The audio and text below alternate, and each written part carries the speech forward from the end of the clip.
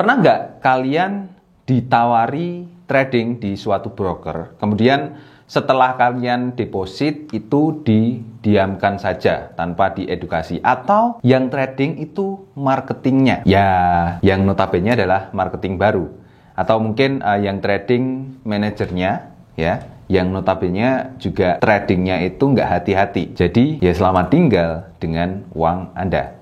Oke, jadi di video kali ini kita akan membahas mengenai sisi gelapnya dari trading forex. So, simak video ini sampai akhir. Let's check it out.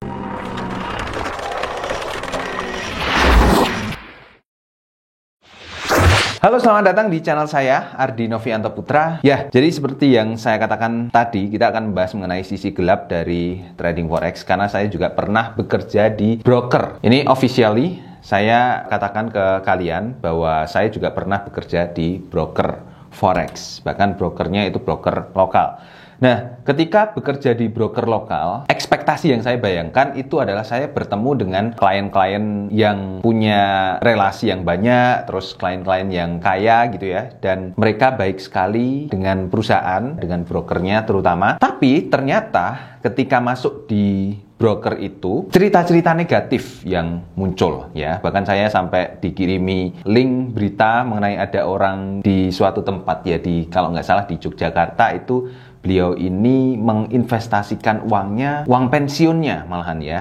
Kalau nggak salah nilainya itu 1,5 miliar. Itu uang pensiunnya diinvestasikan ke trading. Dan setelah nggak ada 1 bulan itu uangnya habis. Nah, di sini betapa sangat teriris sekali ya. Waktu itu kliennya itu ibu-ibu kalau nggak salah. Jadi saya membacanya pun sangat berat sekali ya. Maksudnya uang 1,5 miliar dihabiskan nggak ada 1 bulan, karena awal mula itu deposit 1 miliar, kemudian disuruh top up 500 juta atau setengah miliar.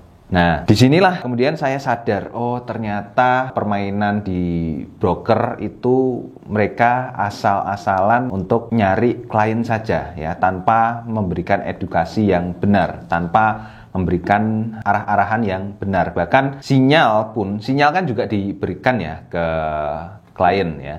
Cuman sinyalnya itu bentuknya terlalu memaksakan, dan kalau kita nggak update, kita telat sedikit pun kita malah mengalami kerugian. Itu yang sangat fatal. Dan kalaupun si kliennya itu trading sendiri, maka edukasinya itu kurang diberikan secara maksimal.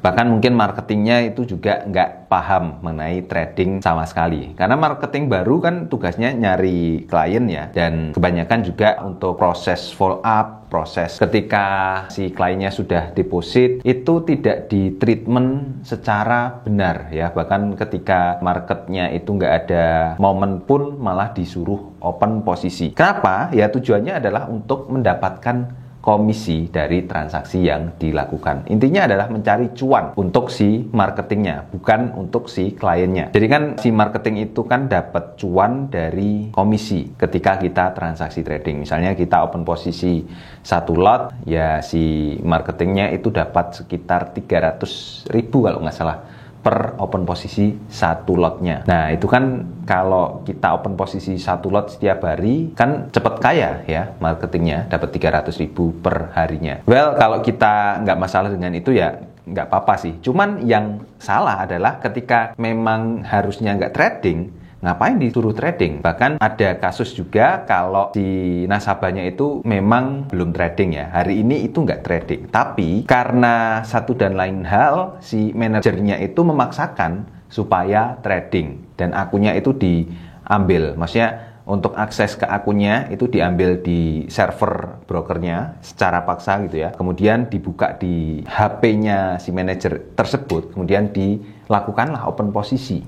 Akhirnya si kliennya komplain dong, ini kok ada open posisi, padahal saya nggak trading karena memang nggak ada momen. Ya itulah yang terjadi di broker-broker yang waktu dulu saya pelajari di situ ya. Dari sini akhirnya saya memutuskan untuk oke deh, saya jadi diri saya sendiri, saya mau ngasih edukasi kepada orang-orang mengenai trading yang benar itu kayak gimana sih. Akhirnya saya bikin sebuah komunitas waktu dulu namanya FX Hunter. Kemudian karena saya pengen ada pembaruan dan sistemnya itu lebih fresh ya, lebih enak, saya rubah nama menjadi Gain Hunter. Teman-teman juga bisa akses ya di gainhunter.com/free. Di situ juga ada edukasinya secara gratis tanpa biaya apapun. Silahkan teman-teman daftar di situ. Bahkan ketika teman-teman daftar di gainhunter.com/free ini nanti setiap 2 hari sekali akan kita kirim materi-materi edukasi mengenai trading via email. Itu sangat berharga sekali buat teman-teman dan sangat bermanfaat tentunya buat teman-teman yang memang fokus untuk mendalami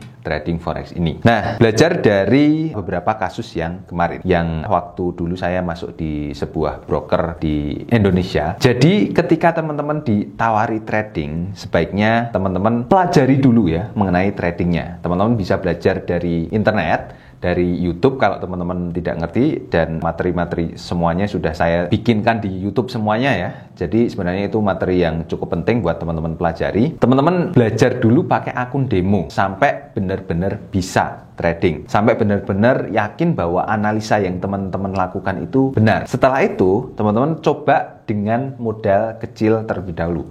Nah, kalau dulu kesulitan saya ketika masuk di broker lokal, depositnya itu besar. Jadi, mencari klien dengan deposit 100 juta itu nggak mudah. Bahkan 1 bulan pun itu nggak mesti ketemu ya. Apalagi dulu saya itu awalnya nggak punya relasi yang kira-kira itu potensial untuk trading. Sama sekali nggak ada. Ya, akhirnya saya berhenti untuk bekerja di broker, dan tapi dari situ saya pelajari dan saya mulai memutuskan untuk sharing-sharing di sosial media mengenai bagaimana caranya trading yang benar itu seperti apa. Nah, kemudian teman-teman bisa trading dengan modal yang kecil terlebih dahulu, bahkan mungkin bisa teman-teman coba pakai 500.000 dengan menggunakan akun Sen, atau bahkan teman-teman bisa trading dengan modal 100.000, itu sebenarnya juga bisa di akun Sen. Kemudian teman-teman latih tradingnya, dan teman-teman juga bisa menggunakan sinyal yang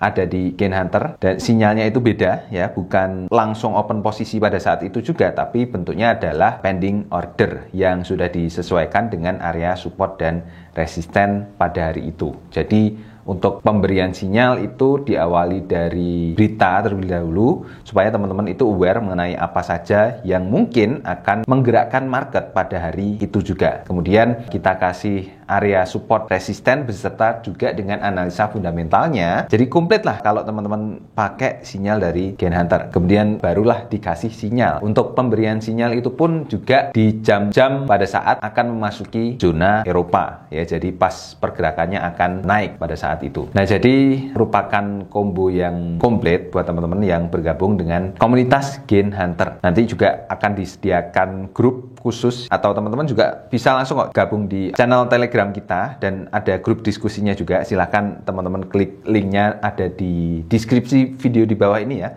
ada di bawah sendiri kalau nggak salah ya. Teman-teman bisa diskusi langsung dengan kita, dengan saya terutama, nanti akan saya jawab langsung. Jadi kesimpulannya, jangan langsung percaya, jangan langsung diambil begitu saja ketika ditawari oleh broker. Pelajari dulu mengenai mekanisme tradingnya, dan mulai dulu dari akun atau dari modal yang kecil terlebih dahulu.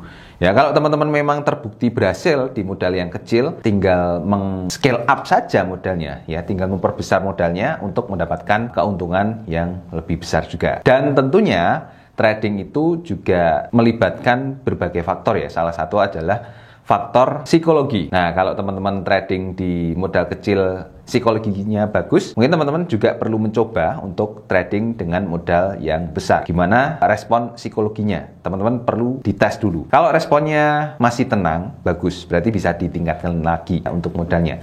Tapi kalau responnya itu sudah mulai goyah ya di modal yang besar, ya berarti teman-teman bisa dengan modal yang sedikit-sedikit saja. Tapi ya konsekuensinya adalah potensi keuntungannya itu juga sedikit. Oke, jadi gitu saja untuk sharing saya di video kali ini. Semoga bermanfaat. Jangan lupa untuk subscribe channel YouTube ini ya, supaya teman-teman itu tidak ketinggalan mengenai edukasi-edukasi dari trading forex ya. Sampai ketemu di video selanjutnya. Bye-bye.